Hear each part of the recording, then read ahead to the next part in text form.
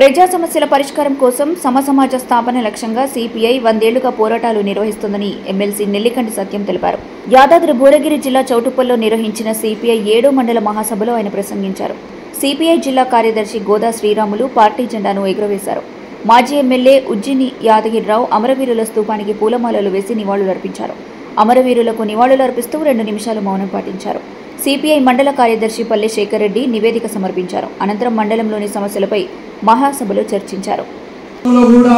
మనం అనేక ఆటుపోట్లకు గురైన అనేక రకాల ఇబ్బందులు వచ్చినా తట్టుకొని ఇవాళ కూడా బలమైన పార్టీగా మనం నిలబడ్డాం.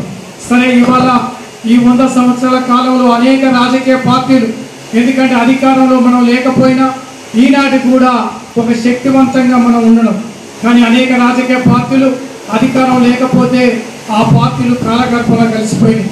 మనం చూసాం, ఆనాడు జనతా పార్టీ కానీ లేదా సంజయ్ విచార్ మంచి కానీ కాంగ్రెస్ పార్టీ, అనేక పార్టీలు, అనేక జనసంఘ లాంటి పార్టీలు ఇలా కాలగర్భంలో కలిసిపోయినా కూడా ఇలా కమ్యూనిస్టు పార్టీ పేద ప్రజల కోసం, కష్టజీవుల కోసం నిలబడి దేశవ్యాప్తంగా మనం పోరాటాలు చేస్తాం. అధికారం లేకపోయినా ఈ 100 సంవత్సరాల కాలంలో నిలబడడం అంటే ఇది మామూలు విషయం కాదు. ఇది శ్రామిక జనముల పార్టీ, కష్టజీవుల పార్టీ కనుక ఇవాళ కూడా పేదవాళ్ళు ఎర్ర జెండా పార్టీని అంటిపెట్టుకొని మరి నిలబడుతున్నటువంటి జెండా. అందువల్ల ఈ దేశంలో కమ్యూనిజం అనేది, కమ్యూనిస్టు పార్టీ అనేది ఎన్నడూ కూడా చావులేదు. చాలామంది అనుకోరు, ప్రపంచంలో సోవియట్ విచ్ఛిన్నం కాగానే అనేక దేశాలల్లో ఎర్ర జెండా కమ్యూనిస్టు పార్టీల పేరు మార్చుకొని ఎర్ర జెండా పార్టీని కూడా మార్చుకున్న నేపథ్యం ఉంది.